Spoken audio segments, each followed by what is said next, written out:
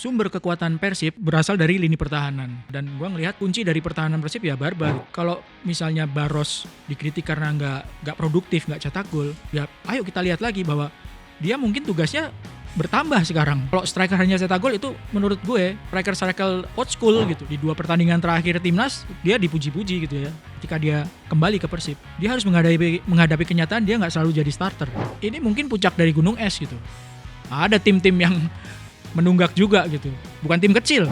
Waktu dia datang ke Persija, saingannya di back kiri adalah Donitri. Dan Donitri lagi bagus. Sian mungkin juga bagus. Cuman dia harus menghadapi challenge berupa adaptasi dengan teman-temannya. Kalau misalnya Persib lawan Persija mainnya di Jakarta gitu ya. Ada tekanan dari supporter. Itu salah satu yang membuat gua memperkirakan Persib menang nanti lawan Dewa. Klarifikasi dulu, gue nggak ada apa-apa sama Om Erwin, nggak ada jaga jarak, supaya memperdekat jarak ini akhirnya baik lagi di Liputan Sport. Thank you loh Om, udah kembali karena ini ngomongin jarak-jarak, kayaknya jarak di papan atas Super League makin ketat nih karena kemarin 3 tim kompak menang semua.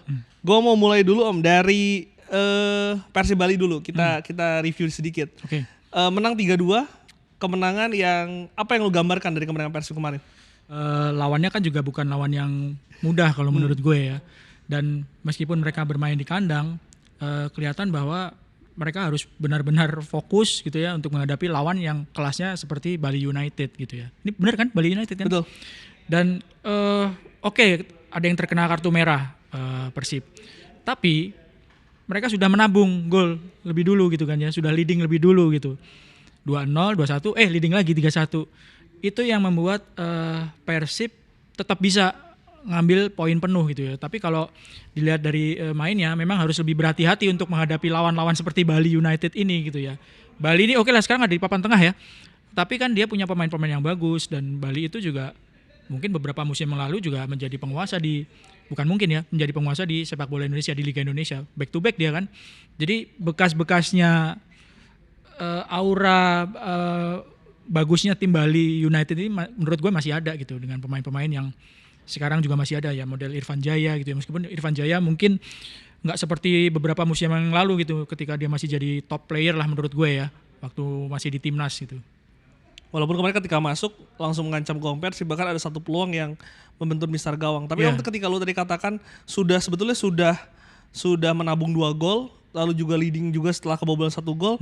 Apa faktornya Om? Apa faktor yang membuat Persib Bandung begitu dominan ketika di kandang? Karena kemarin ini membuktikan bahwa Persib Bandung belum terkalahkan di GBLA di musim ini. Dan juga ini merupakan kali pertama Teja Paku Alam kebobolan di hadapan Bobotoh. Ya. Yang pertama, gue lupa ngomong di mana ya waktu itu ya.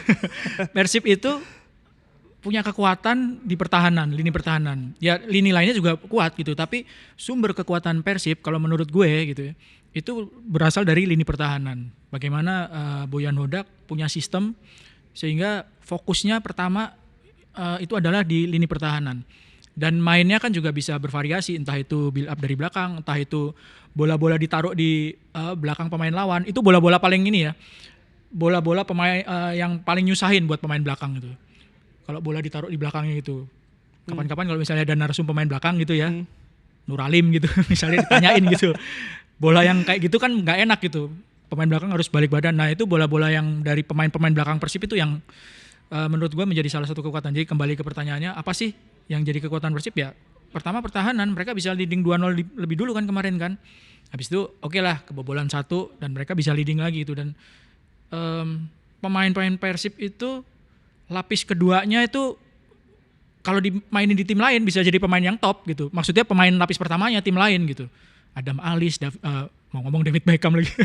Adam Alis, Beckham Putra. Dewangga. Iya, Dewangga. Itu kalau ditaruh di tim lain bisa jadi starter gitu. Bukan ya mungkin ada rotasi juga gitu ya dari Boyan Hodak. Tapi itu membuktikan bahwa kedalaman pemain dari Persib secara keseluruhan itu rapat gitu ya. Pemain asingnya, pemain diasporanya, pemain Indonesianya gitu. Itu rapat gitu. Jadi enak tukar-tukarnya gitu dalam sebuah sistem yang menurut gue sudah dibangun sama BH Boyan Hodak. Om, tapi menarik ketika kita lihat statistik kita bandingkan ya dengan juara back to back musim lalu, statistiknya itu kemarin lebih unggul di lini depan. Persib Bandung begitu produktif. Tapi di musim ini agak sedikit berbeda. Secara clean sheet mungkin yang terbaik hingga saat ini, tapi secara lini depan ini gak sebagus itu karena kalau nggak salah peringkat 4 atau 5 tim paling produktif di liga. Apa yang lu lihat yang membedakan lini pertahanan Persib di musim ini dan juga di musim lalu? Lini pertahanan ya? Lini pertahanan. Karena kan di pertahanan musim lalu itu kan menjadi salah satu kekurangan kalau kita bandingkan dengan lini depan ya.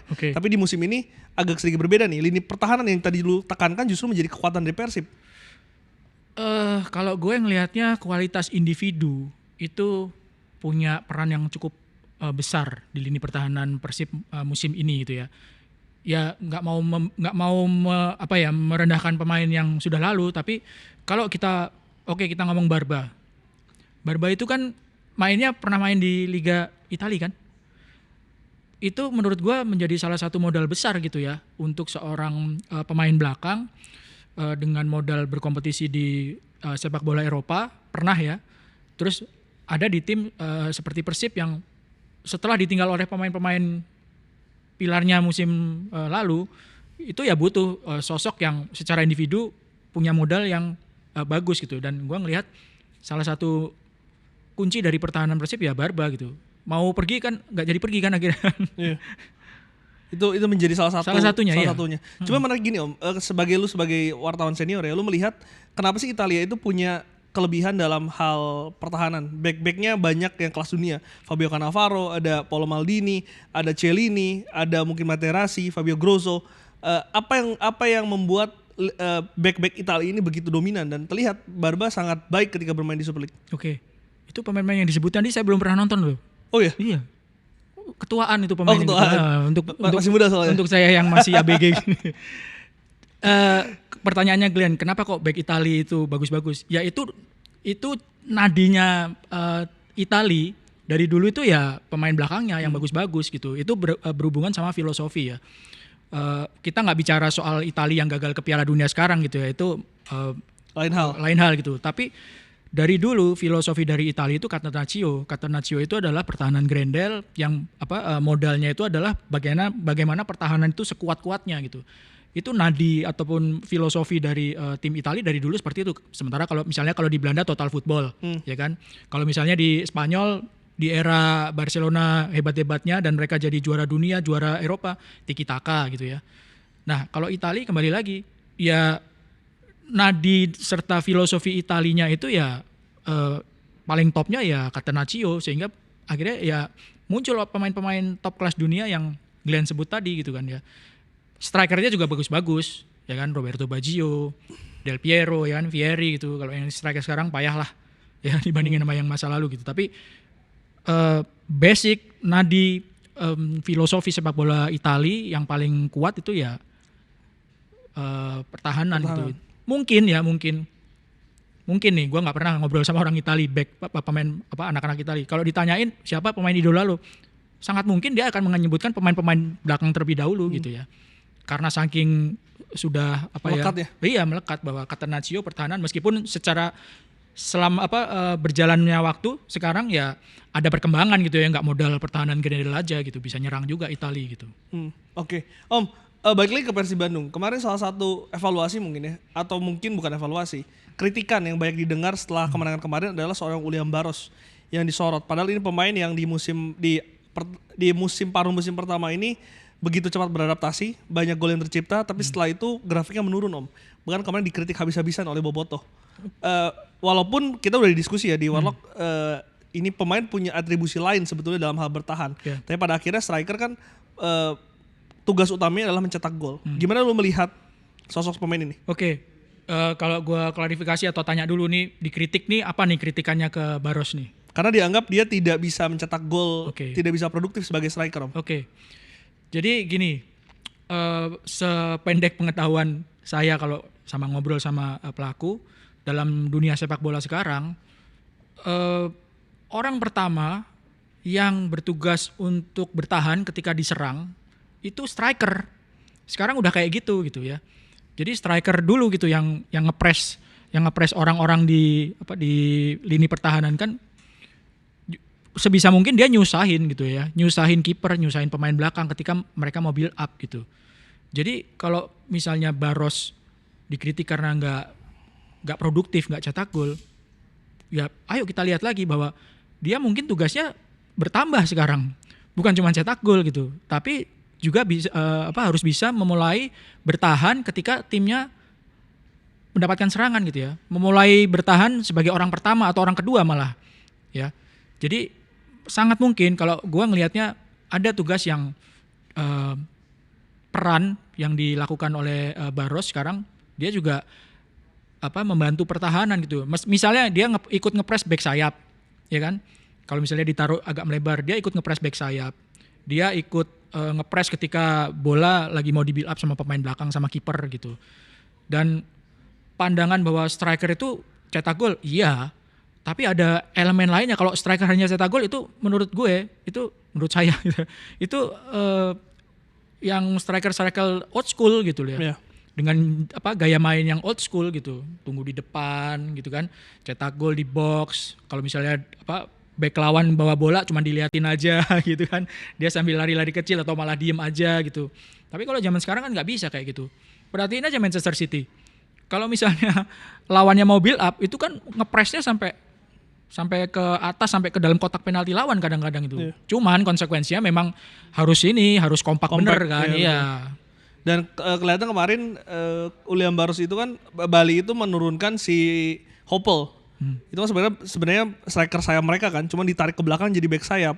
Itu kenapa akhirnya William Barros kemarin tidak tergantikan di 90 menit walaupun baik dikritik, tapi Bojan juga akhirnya membentengi kan. Dia bilang ada elemen lain yang harus dilihat. Yeah. Ada helikopter view yang harus dilihat dari Bobotoh untuk William Barros ini. Ya, dan kadang-kadang gini Glenn, gue juga baru baca gitu. Sekarang striker atau pemain tengah gitu ya, ketika timnya dapat bola, dia itu kadang-kadang sampai turun ke bawah, sampai turun ke setengah lapangan. Tujuannya apa? Supaya pemain lawan ini yang nempel dia ikut kepancing gitu. Sehingga ada ruang kosong di sini. Pemain gelandangnya yang masuk. Jadi tugas striker itu nggak cuma beroperasi di kotak penalti lawan, di daerah lawan itu. Ada tugas yang beberapa pelatih, tadi gue baca di mana ya? Manchester City.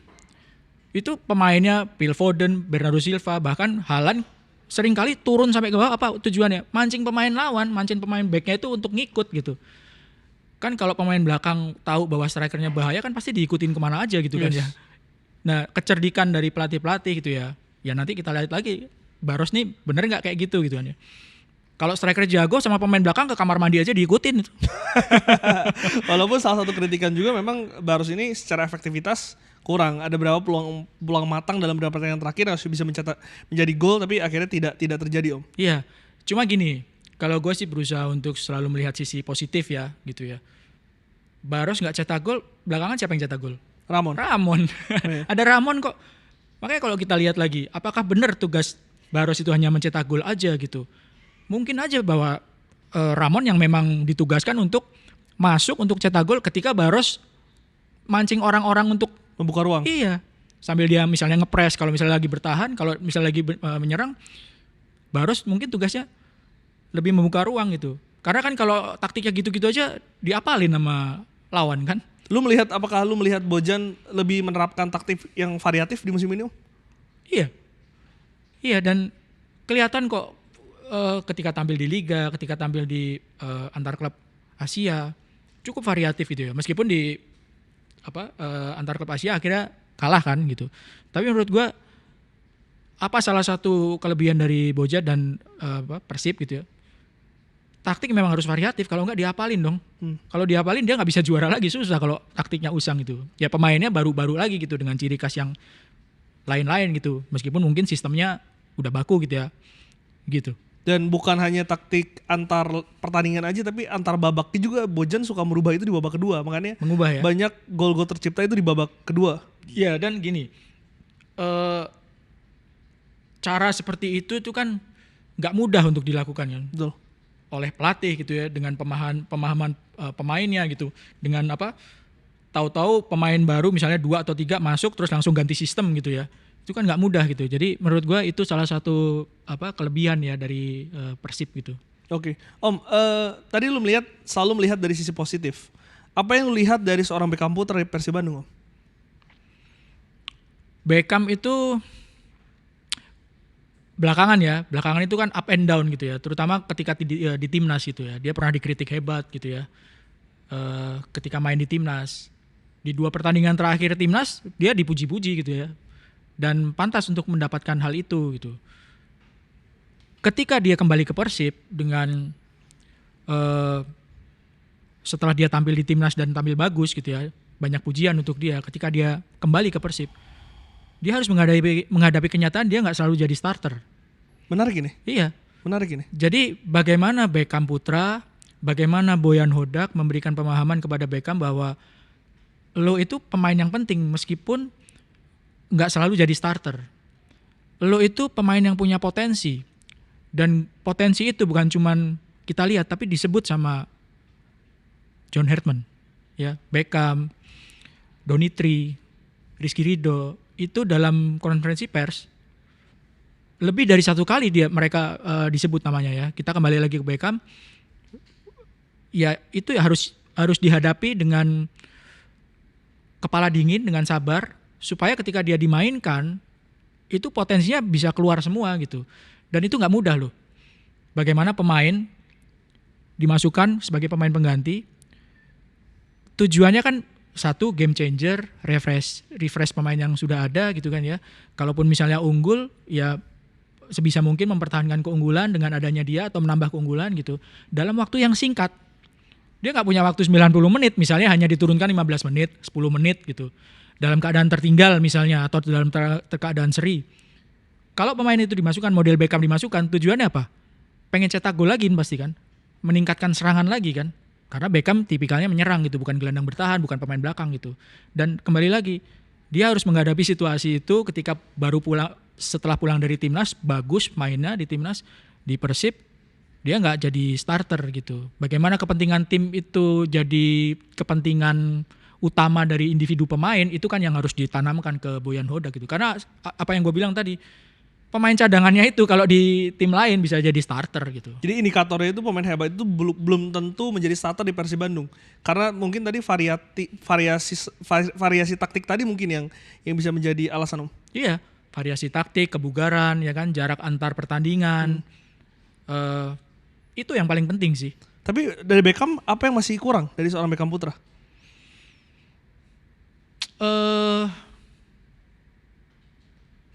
Ketajaman mungkin ya. Kalau pemain dengan karakter menyerang seperti itu, ya yang paling mudah untuk dicari apa ya kira-kira yang baru kurang?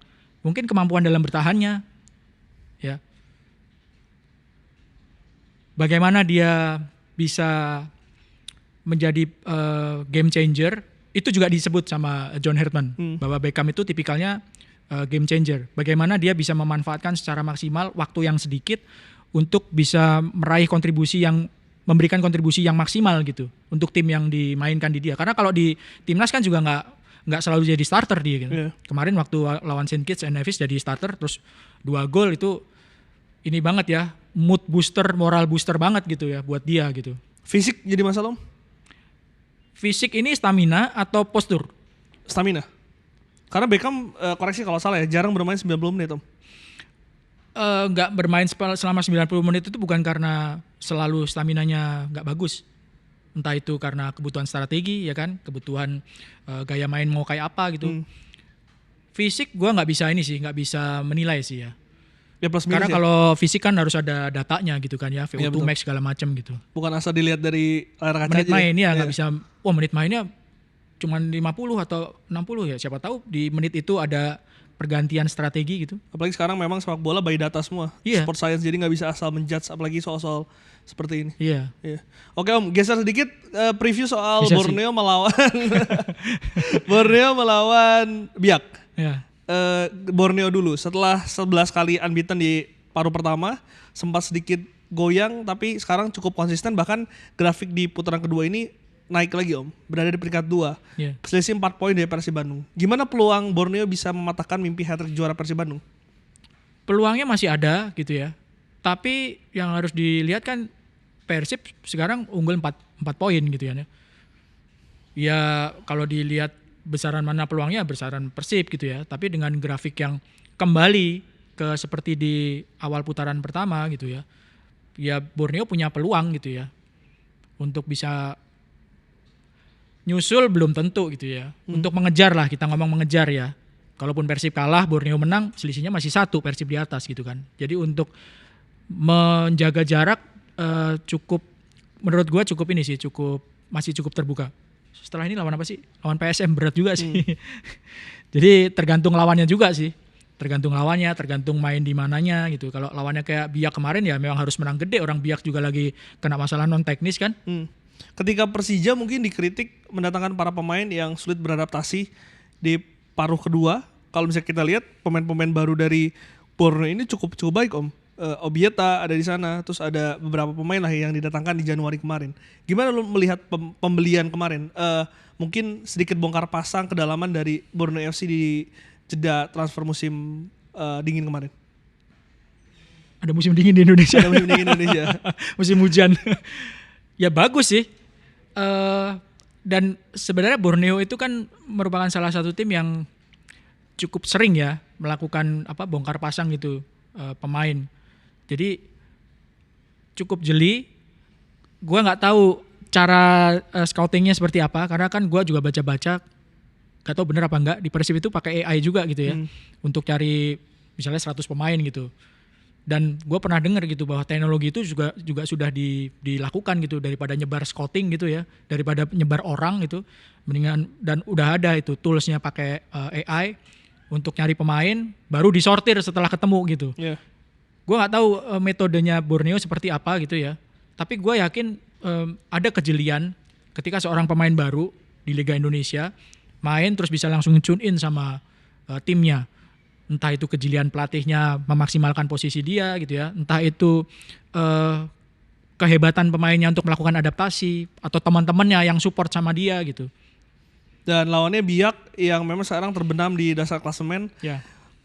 Sekali lagi disayangkan banget ada lagi masalah tunggakan gaji Om di musim ini. Ya. Ini yang gue baca di media ya. Lu bagaimana melihat hal ini? Hari gini gitu ya. Ketika citra dari timnas, citra dari liga itu berusaha untuk diperbaiki, masih ada masalah seperti ini gitu. Dan pemain sama pelatihnya udah speak up gitu, ada suratnya kemarin gue baca gitu bahwa ada keterlambatan gitu ya. Sebenarnya gini, ini mungkin puncak dari gunung es gitu. Ada tim-tim yang menunggak juga gitu, cuman orangnya nggak speak up aja gitu. Bukan tim kecil. Ada rumor-rumor tim yang bukan tim kecil, ada rumornya seperti itu. Kembali lagi, ya prihatin. Nggak tahu ini masih dipakai atau enggak, tapi harusnya ada deposit dari tim yang disetor ke operator kompetisi. Harusnya sih masih ada ya, sehingga ketika ada masalah seperti ini, depositnya itu yang dipakai. Deposit bayar, ini kan gitu. untuk sanksi juga ya kalau nggak salah ya?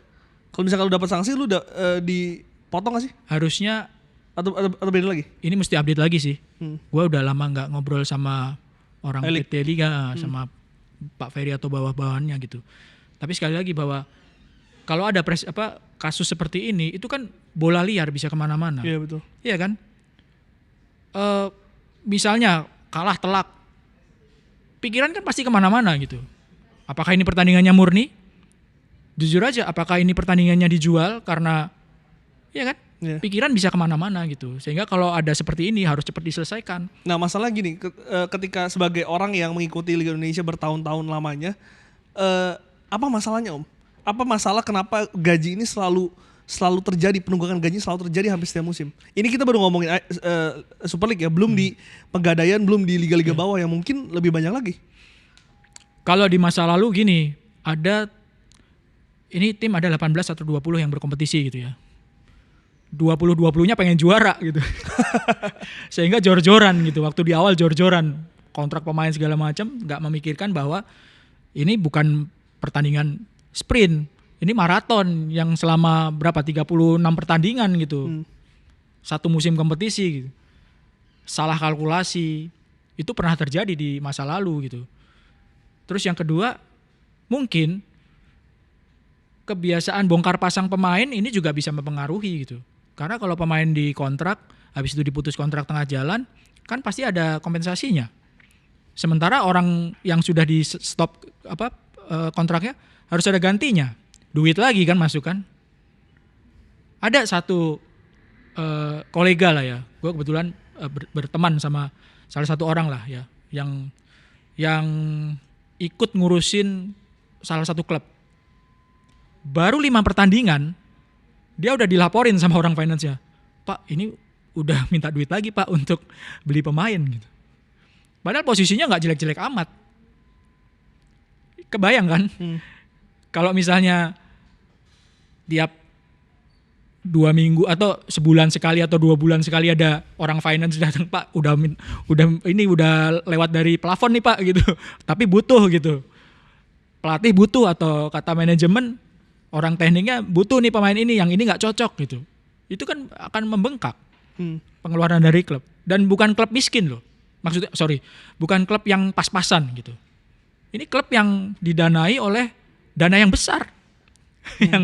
yang ada kolega gue ini. Jadi kalau pertanyaannya kenapa kok bisa terjadi, ya yang kayak gini-gini ini yang berpotensi untuk membuat hitung-hitungannya klub itu jadi berubah gitu. Tapi harusnya kalau misalkan punya planning jangka panjang kan itu tidak terjadi Om. Ya harusnya kan. Tapi kenyataannya di lapangan kan seperti itu. Wah, jelek nih pemain nih, ganti aja deh gitu, minta duit lagi deh sama investor misalnya kan gitu. Alasannya nanti kalau misalnya ini pemain ini diteruskan nggak perform timnya, investor nggak seneng dong. Misalnya seperti itu. Artinya apa yang harus dilakukan? Internal klub yang mengontrol diri dan juga lebih fokus pada persiapan panjangnya, atau mungkin ada hal lain yang bisa dilakukan untuk hal ini tidak terjadi? Karena pada akhirnya kan kalau penurunan gaji ini yang paling merasakan adalah pelaku sepak bolanya, para pemainnya yang akhirnya dirugikan. Yang pertama adalah yang perlu dilakukan adalah merancang atau mengincar, memproyeksikan sebuah target yang realistis dari klub. Kalau misalnya setelah hitung-hitungan, wah kita kayaknya bertahan aja deh supaya nggak degradasi. Kita kayaknya ada di papan tengah aja deh sebagai bentuk pertanggungjawaban dari sponsor gitu ya. Jual ke sponsor, kita nanti akan di papan tengah atau kita nggak degradasi gitu. Itu yang paling penting gitu. Hitung-hitungan dari awalnya yang penting gitu, karena itu kan berkaitan gitu. Kalau misalnya duitnya nggak sejalan sama targetnya, ya boncos. Orang duitnya cuma sedikit tapi pengen juara, misalnya seperti itu. Kan jadi pengen itu, akhirnya jadi besar pasak daripada tiang kan jadinya kan. Ketika orang pengen belanja tapi duitnya pas-pasan. Duit yang harusnya buat 1 musim dipakai setengah musim habis gitu karena beli pemain yang mahal-mahal. Setengah musimnya gimana kan gitu. Sanksi dari I-League gitu bukan jalan ya untuk klub-klub yang memang sering menunggak gaji.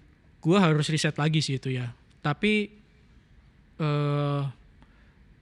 seingat gue bukan sanksi dari I-League mungkin ya yang pernah diterima oleh klub.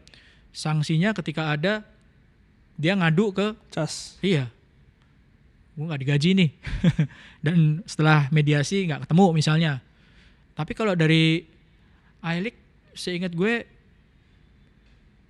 di Liga 1 kayaknya gue lupa, kayaknya nggak pernah deh. Oke. Mungkin di Liga 2 kali ya yang pernah ya. Coba googling lagi aja. Oke. Om Erwin, kita pindah ke Persebaya. Kemarin Persija menang 3-0 di kandang. Setelah 3-4 pertandingan terakhir, akhirnya Persija bisa memanfaatkan poin maksimal dan gue lihat permainannya cukup konsisten hingga menit akhir Om. Karena 10 menit terakhir ini menjadi masalah untuk Persija. Gue berkali-kali katakan Persija selalu bagus, selalu sempurna di babak pertama, tapi selalu goyang di babak kedua. Tapi itu dibantah oleh Souza dalam permainan Persija kemarin. Apa yang lu melihat dari kemenangan Persija di GBK kemarin? Kembali ke pemilihan pemain yang menurut gue ini kekuatannya Persija, terutama di tengah ya. Fabio sama Sousa. Itu yang menjadi salah satu kekuatan dari Persija. Kalau misalnya main pakai 4 gelandang atau 3 gelandang, ya 2 orang ini yang menjadi backbone, yang menjadi tulang punggung di lini tengah gitu. Dan Persija ini perlu lebih stabil sih ya menurut gue ya. kalah lawan tim-tim seperti Bayangkara dengan cara seperti itu gitu ya, meskipun Bayangkaranya juga bagus gitu ya. Pernah kalah lawan Semen Padang ya. Menit akhir juga itu. Iya. Jadi perlu pakem yang benar-benar ini loh kekuatannya Persija gitu. Kalau gua ngelihatnya terutama di tengahnya itu sih Fabio sama. Itu yang membuat Persija stabil. Iya. Salah satu kekuatannya gitu ya. Mungkin satu lagi tengahnya ya tukar-tukar Saparai, Hanan gitu ya misalnya gitu untuk variasinya gitu. Tapi kalau depannya Excel bisa jadi solusi gitu ya. Perlu pemain-pemain yang ternyata dia dimainin gitu. Ternyata ngegolin 2 gitu. Perlu pemain-pemain yang kejutan-kejutan seperti itu dan potensial untuk bisa menjadi penentu gitu. Excel ini kan menarik ya. Kalau nggak salah tuh dari Barito dia. Dari Barito atau dari striker Liga 2 lah. Cuman bisa cepat beradaptasi dan bahkan kemarin sebelum Gustavo bermain reguler dia menjadi andalan dan juga secara performa cukup baik. Kalau nggak salah udah 6 gol di musim ini. Betul. Sebagai striker yang lokal, striker yang mungkin bukan berada di papan atas sebelumnya, tapi melihat pembuktian dari Excel berseragam Persija, apakah pemain ini layak untuk bisa dipanggil timnas atau terlalu dini Om? Melihat hal itu. Excel itu dari Guns N' Roses. Sama Panji lo nyambungnya. Kalau misalnya siapa pemain asing siapa namanya tadi? Gustavo ya. Kalau misalnya Gustavo ini fit, kira-kira Excel dipasang nggak? Kecil. Dari yang udah-udah nggak? Ya kecil kemungkinan gitu ya. Ketika dia dipasang, bagus kalau misalnya dia bisa cetak gol, dia bisa membuktikan diri gitu ya. Tapi kecenderungannya nih ya, kalau ada pemain asing, pemain Indonesia asli, lokal, sama-sama di posisi yang sama dan striker, cenderungannya kan yang asing yang dipasang gitu. Ya kalau Excel dipasang terus dan dia bisa perform, ya kenapa enggak dipanggil ke tim nasional gitu ya. Karena di ajang selanjutnya sangat mungkin John Hartman itu memanggil pemain-pemain yang base-nya bermain di liga lokal di Indonesia gitu. Kalau misalnya Excel bisa mempertahankan posisinya, ataupun misalnya dia menjadi pemain pengganti ketika Gustavo udah sembuh gitu, dia bisa kontribusi banyak, ya kenapa enggak dicoba di timnas gitu ya. Dicoba itu maksudnya dipanggil, diseleksi gitu. Karena gini, untuk striker Indonesia itu susah banget gitu untuk dapat tempat, karena kecenderungan seperti itu, pemikiran bahwa udah gaji mahal-mahal pemain asing gitu ya, masa nggak dimainin gitu.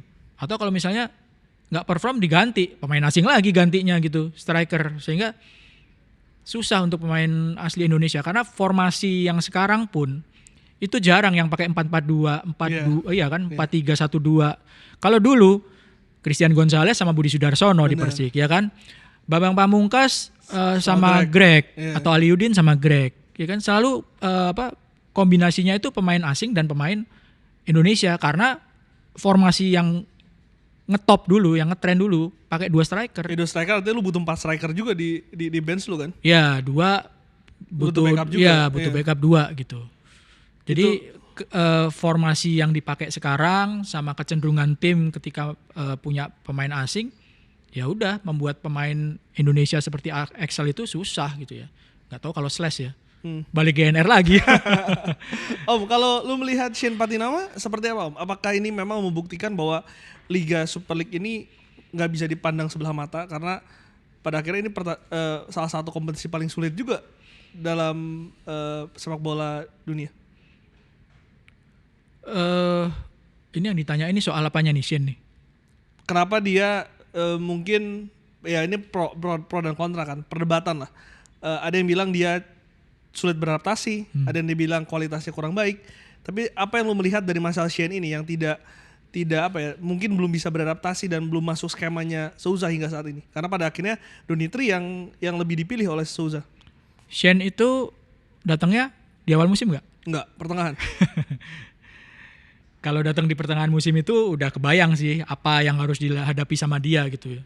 Pertama dia nggak ikut pramusim ya kan, dia belakangan kenal sama teman-temannya di luar dan di dalam lapangan. Padahal kalau pramusim itu kan ajang untuk tahu lo bolanya mau kemana, gue lari ke sini, lo kasih bola gue ke sini untuk adaptasi dalam permainan, untuk adaptasi di luar lapangan. Shane nggak punya itu seperti teman-teman lainnya yang bergabung sama Persija sejak pramusim gitu. Jadi soal adaptasi itu masalah yang harus dihadapi oleh dia gitu. Gue nggak tahu spesifiknya seperti apa gitu ya dalam hal adaptasi itu gitu. Tapi secara kualitas lu melihat pemain seperti apa Shane Patinama ini? Waktu dia datang ke Persija, saingannya di back kiri adalah Donitri, dan Donitri lagi bagus, bukan cuma di Persija aja. Waktu dia main di timnas, dia bagus mainnya, ya kan? Dipercaya sama John Hartman. Waktu Donitri main di timnas Saint Kitts and Nevis, begitu lihat susunan main, jadi starter nih. Debut padahal dia. Iya. Selesai main, nggak diganti ini dia nih. Iya kan? Itu kan membuktikan bahwa kualitas Doni bagus. Sian mungkin juga bagus, cuman dia harus menghadapi challenge berupa adaptasi dengan teman-temannya gitu.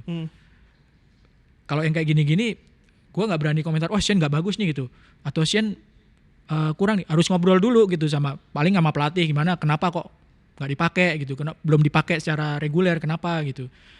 Mungkin juga karena datang di pertengahan musim, dia belum fit, belum adaptasi. Iya, belum klop lah ya. Belum klop sama sistem dari pelatih gitu. Klop tapi bekas pelatih Liverpool ya. Jadi ada beberapa faktor yang mungkin bisa, ini mungkin nggak ya? Gue harus bilang mungkin karena gue nggak ngobrol sama orang yang langsung, nggak ngobrol sama pelatihnya gitu. Yang mungkin harus dihadapi Sian sehingga dia belum mendapatkan tempat secara reguler gitu. Dan ini murni persaingan aja ya, dan based on performa kan pada pemilihan pemain ini. Iya. Siapa pemain terbaik ya akhirnya dimainkan gitu. Iya, secara logika seperti itu. Siapa pemain terbaik, siapa pemain yang paling match sama sistem sistem main, siapa pemain yang adaptasinya paling cepat ketika di lapangan gitu. Itu kan faktor-faktor yang sangat mungkin menjadi penentu gitu ya. Souza ini pelatih yang cocok gak sih Om untuk Persija Jakarta? Sejauh ini menurut gue cukup cocok ya. Baru gitu ya. Terus dia membawa cukup banyak pemain yang gue dengar memang sudah disiapkan gitu ya sebelum dia masuk ke Persija. Karena kan ada tipikal gini. Kalau dulu tuh ada tuh misalnya tim pemainnya udah ada baru pelatihnya datang. Gitu kan. Ada yang kayak gitu. Kalau yang gue dengar ada informasi bahwa sebelum masuk ke Persija itu Souza udah punya nih pemain-pemain pilihannya gitu. Sehingga kita ketika masuk bisa langsung klop gitu. Klop lagi kita ngomong. Itu yang menjadi salah satu kekuatan dan menurut gue performnya cukup oke sih kalau sejauh ini ya. Sebagai pelatih yang baru menangani Persija gitu. Masih ada peluang untuk juara? Jujur berat. Ya, karena selisihnya berapa sekarang? 9. Berat. Dengan jumlah pertandingan yang sama gitu. Selisih 9 itu cukup berat. Kecuali kalau misalnya perform Persijanya itu stabil gitu. Tapi kan ada beberapa kali kepleset. Seperti ketika menghadapi Bayangkara. Tapi lu melihat di 7 pertandingan sisa ini masih ada lawan yang mungkin sulit nggak sih untuk Persija, selain nanti juga kan akan menjamu Persib Bandung, tentu itu akan menjadi laga paling besar di musim ini Om. Gue agak lupa ya, tapi yang paling dekat itu kan PSBS. Kalau lawan PSBS ya harus menang lah gitu. Gue agak lupa siapa aja nih lawannya Persija di sisa ini. Kita ngeliat yang paling dekat aja ya harus menang lawan PSBS. Kalau kepleset lagi ya makin berat dong. Karena kalau kita lihat Persib itu masih melawan yang paling dekat Dewa United. Dewa juga bagus ya. Dewa yang di awal musim mungkin ya awal musim mungkin agak sedikit kurang, tapi di pertengahan musim sampai sekarang ada beberapa pemain baru yang masuk, performanya cukup menanjak Om. Iya. Dewa ini secara individu kan mirip sebetulnya sama Malut ya. Pemain-pemain kualitas pemain-pemainnya juga bagus gitu. Ada Ricky Kambuaya di situ, Vano Lillipali situ ya. Yes. Pemain-pemain yang secara individu bagus gitu. Cuman kan nggak bisa kalau pemain secara individu bagus dikumpulin jadi satu tim terus otomatis jadi bagus gitu kan. Perlu adaptasi ya kan. Bagaimana beradaptasi di tim baru gitu. Secara individu bagus. Kembali lagi masih ketemu sama Persib, Dewa kan. Dewa waktu di Malut menang lagi kan. Iya, menang. Itu membuktikan bahwa ya Dewa juga udah pemainnya bagus. Mereka juga bisa buktiin bisa menang di kandang Malut gitu. Malut bukan tim lemah lagi kan. Apalagi ketika main di Kiraha. Itu Iya. jarang banget tim bisa menang di sana. Persib kalah ya di Persib kalah di Kiraha. sana. Iya. Tapi melihat ini Om, maksudnya kan kalau lu bilang adaptasi, Dewa ini kan pemainnya secara struktur tidak dirubah sebetulnya dibandingkan dengan musim lalu. Pelatihnya pun tetap sama gitu. Iya. Apa yang terjadi? Karena di awal musim mungkin Dewa menjadi salah satu top of mind ketika ditanya siapa yang bakal juara BRI Super League musim ini. Mungkin sejak musim lalu kali juga jadi penantang ya Dewa Karena itu. musim lalu tuh peringkat 2 dia kan, makanya Iya. lolos ke Asia. Iya. Jadi sejak musim lalu sebenarnya kan sudah ada bukti bahwa Dewa itu bagus gitu. Ya musim ini mungkin akan butuh juga pemilihan pemain yang tepat gitu. Kalau misalnya oke kan berarti nggak ada pergantian pemain, nggak ada yang keluar masuk kan. Tapi memang modalnya sebenarnya cukup bagus ya. Ada Messi Doro ya, bukan Lionel harus Messi lengkap ya. Ada Messi Doro, ada Ivar main situ ya. main di situ. Ada Vanu Lillipali. Ya bagaimanapun juga perlu adaptasi sih pemain-pemain ini gitu. Kebetulan Persib juga lagi bagus lagi kan, makin bagus di putaran pertama, setengah putaran pertama dan putaran kedua gitu. Pemilihan Rafael Strike tepat untuk bergabung ke Dewa United? Ini PR sih sebetulnya buat Rafael Strike ya. Tepat atau enggaknya ya tergantung kebutuhan klub. Tapi kalau gue lebih menyoroti gini, Rafael Strike itu pernah jadi pemain yang punya peran besar buat timnas U23 ya kan. Dia didikan sepak bola Eropa, pernah berkompetisi di Eropa gitu ya. Dan dia membuktikan waktu main di timnas U23 di Piala AFC U23 ya, dia tampil bagus. Waktu Indonesia belum punya Ole, belum punya Ragnar, dia yang jadi strikernya. Tapi coba lihat sekarang, nggak dapat tempat kok di starter gitu. Itu kan PR sebetulnya. Saya lebih kepada kasihan sih gitu ya. Bagaimana pemain kalau latihan terus nggak dapat tempat di klub gitu ya. Nggak dapat tempat starter gitu. Ya itu kebijakan dari pelatih, karena setiap pelatih kan pengen timnya menang. Hak dari pelatih juga gitu. Tapi untuk pemain seperti Rafael yang pernah menjadi pemain penting di timnas, itu hal yang nggak mudah untuk dihadapin gitu. Kalau saya sebagai penonton atau jurnalis kasihan gitu. Harus ada langkah menurut saya dari Rafaelnya sendiri, dari klub gitu ya. Entah itu dipinjamkan dengan klausul ini paling nggak harus jadi starter ya. Harus berapa menit ya ke klub yang minjem gitu. Karena persaingannya juga di lini depan Dewa ini kan juga lumayan juga Om. Alex Martinnya kita tahu cukup baik. Terus Vico juga main datang dari Maluku cukup baik. Ada Vano juga masih di sana. Artinya banyak pemain yang mungkin secara performa ini lebih bagus. Dan tadi ketika kalau kita bahas kan pelatih pada akhirnya melihat siapa yang paling siap dan siapa yang paling bisa fit dengan game plan yang akan dilakukan. Iya. Ada Egy Maulana di situ, ya kan? Kabuaya juga di situ. Taisei Marukawa. Jaja juga masih di situ. Iya. Jaja itu yang apaan tuh itu bukan? Gini, kemarin waktu di pertandingan lawan Malut, Egy aja nggak main starter, Vano nggak main starter, ya kan? Siapa lagi? Taisei nggak main starter. Jadi persaingan di Dewa itu juga berat seperti benar kata lo, dan itu hal yang harus dihadapi sama Rafael gitu ya. Egy itu kalau misalnya di head to head kan ya posisinya kan mirip-mirip sama Rafael kan di sayap ya, entah di kiri entah di kanan gitu. Taisei juga bisa mainin di sayap gitu. Akan menjadi pertandingan seperti apa Om di hari Senin nanti melawan Persib Bandung? Dewa ya? Dewa. Gue lupa yang jadi ininya main di Persib apa main di Dewa sih? Di Dewa, di Dewa ya. Walaupun tanpa penonton katanya. Seru sih kalau menurut gue. Seru dan Dewa ini kan kita harus mengakui bahwa pendukungnya nggak banyak gitu. Dengan pendukungnya nggak banyak, mereka bisa tampil menurut gue masih di papan atas gitu ya. Itu juga bukan lawan yang ringan buat Persib. Seru sih. Draw, Dewa menang, Persib menang. Persib kayak menang deh. Kenapa lu menjauhkan Persib? Kalau misalnya Persib lawan Persija mainnya di Jakarta gitu ya. ada tekanan dari supporter. Itu sih gue ngelihatnya itu menjadi hal yang cukup krusial ketika Persib menghadapi lawan yang secara kualitas individu bisa dibilang seimbang, tapi mereka nggak punya keuntungan ketika didukung sama supporternya. Menurut gue itu menjadi hal yang cukup berpengaruh ya. Itu salah satu yang membuat gue memperkirakan Persib menang nanti lawan Dewa. Karena maksudnya ketika Persib away harusnya ada faktor tekanan itu yang memotong peluang mereka untuk menang. Tapi kalau ini kayak lu main di tempat netral. Iya, bisa lebih lepas mainnya dengan form seperti sekarang. Dengan kejelian taktik ya. Dengan bagaimana Bojan itu bisa merotasi pemain, memilih pemain. Belakangan ini itu modal yang cukup besar sih buat Persib untuk menang. Tapi kalau prediksinya nggak seru jangan dibully ya.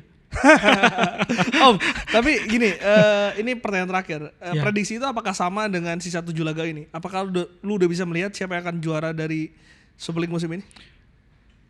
Persib. Lawannya banyak yang berat gitu, tapi dengan form seperti sekarang modalnya besar banget gitu ya. Dan Bojan pernah menghadapi situasi seperti sekarang kok gitu. Di 2 musim, bahkan di 2 musim yang lalu yang udah menang sebelum selesai kompetisi kan? 2 musim lalu apa musim lalu ya? Musim lalu. Ya. Lawannya masih berat-berat gitu ya. Ya termasuk Dewa ini. Masih lawan Persija ya kan? Main di Jakarta ya, lawan Persija ya. Lawan Arema juga masih main, Bayangkara juga masih main. Tetap Persib. Tetap. Karena modal tim internal tadi yang lu lihat menjadi hal yang sulit untuk dikalahkan. Iya. Nggak ada yang semantap Persib saat ini ya. Secara individu, secara cara main gitu, secara dukungan supporter. Persib itu kan supporternya satu Jawa Barat gitu. Kalau Persebaya supporternya mungkin sekitar Surabaya aja. PSIM supporternya sekitar Jogja aja gitu. Tapi kalau Persib orang Cimahi, orangnya kan Kabupaten Bandung. Kabupaten Bandung punya Persikap. Cimahi punya PSGC gitu ya. Tapi begitu Persib main jadi satu semua gitu. Ya dukungan supporter tuh modal yang luar biasa sih buat Persib ya. Persib harus berterima kasih banyak sama Bobotoh dengan kritikannya, dengan dukungannya gitu. Soal mental? Nggak masalah sih. Nggak masalah. Dan gue nggak pernah ngobrol atau ketemu langsung sama Boyan, tapi gue melihat bahwa ada karakter dari Boyan yang berhasil ditularkan ya ke tim ini gitu. Selama 2 musim kan dia. Dan gak mudah kan untuk back to back dan berada di posisi seperti sekarang ketika sebagian besar pemain pilarnya itu pergi. Itu gak mudah loh. Harus ada pelatih yang benar-benar tahu potensinya, tahu di mana kurang, di mana harus ditambah, tahu bagaimana treatment mentalnya. Karena untuk pemain seperti Dewangga, Beckham, pemain-pemain yang dia bisa di tempat inti tapi harus di cadangan, itu kan nggak mudah untuk treatment pemain seperti itu kan. Oke, thank you Erwin buat insight-nya. Kita akan lihat siapa yang akan menjadi kampion di BRI Super League di akhir musim ini, dan jangan lupa terus saksikan Liputan Now Sport. Kita akan bahas terus siapa yang nantinya akan menjadi juara BRI Super League. Saya Glenn Joshua, sampai jumpa.